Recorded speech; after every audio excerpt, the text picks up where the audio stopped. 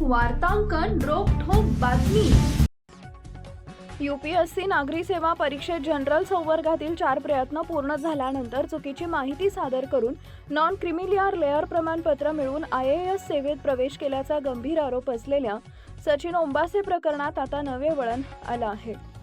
सत्यशोधक तथा माहिती अधिकार कार्यकर्ते व न्यूज 24/7 वास्तवचे संपादक बाळासाहेब वसंतराव सुभेदार यांनी महाराष्ट्र शासनाच्या सामान्य प्रशासन विभागातील विरादा अप्पर मुख्य सचिव सेवा यांच्याकडे प्रकरणाची सखोल व निष्पक्ष चौकशी करण्याची ठाम मागणी केली आहे। तक्रारीची दखल घेत यूपीएससीने केंद्र शासनाला चौकशीचे आदेश दिले। त्यानंतर हे प्रकरण राज्याच्या अप्पर मुख्य सचिव कार्यालयाकडे आलं। मात्र चौकशी विभागीय आयुक्त पुणे यांच्याकडे सुपूर्द केल्यानं निष्पक्षतेबाबत शंका निर्माण होत असल्याचा दावा तक्रारदारानं केला आहे।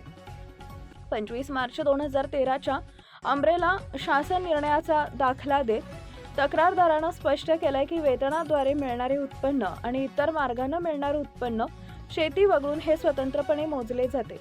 दोन्हीपैकी कोणतंही एक उत्पन्न मागील सलग 3 वर्ष 4.5 लाखांपेक्षा जास्त असल्यास NCL प्रमाणपत्र देता येत नाही। दोन्ही उत्पन्नांची बेरीज करण्याचा प्रश्नच येत नाही हे शासन निर्णयातील उदाहरणांमधून स्पष्ट होते, असा त्यांचा युक्तिवाद आहे। तसेच 22 जानेवारी 2013च्या जुन्या शासन निर्णयाचा सोयीस्कर अर्थ लावून उमेदवारांना स्वतःला वाचवण्याचा प्रयत्न केल्याचा आरोप करण्यात आला असून 25 मार्च 2013च्या अंब्रेला GR मध्ये आधीचे सर्व निर्णय एकत्रित व सुसूत्रीकरण करण्यात आले असल्याचंही नमूद करण्यात आलं आहे। महाराष्ट्रातील महत्त्वाच्या आणि ताज्या बातम्या पाहण्यासाठी आमच्या जय हो न्यूज चॅनलला सबस्क्राइब करा आणि बेल आयकॉन प्रेस करा।